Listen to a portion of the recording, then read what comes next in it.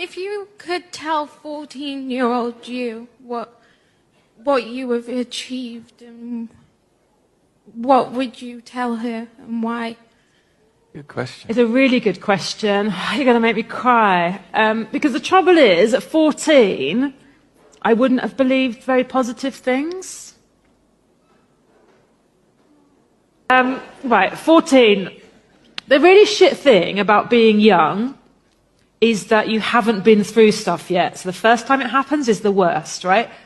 I'll give you an example of heartbreak. When you get your heart broken for the first time, you've got no defenses because you don't know what's going to happen. You don't know how it feels, and you trust. And so that heartbreak, when you're crying so hard on the floor and you think everything's done, the horrible thing about older people, maybe your parents, other people who care about you, is when they say, you're going to be okay and this will make you stronger and you were so brave to love in the first place, all of it feels so unhelpful.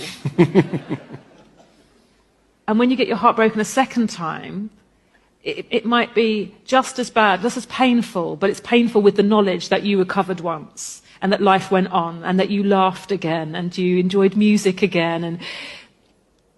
And that's the difficulty with context. When I was 14, and I was so unhappy, I hated school, I wasn't popular, everything that I now essentially have made a career out of, I thought was a negative. And I hate to think of people unhappy being teenagers. I hate it, but I also know it's part of being happier later and looking back.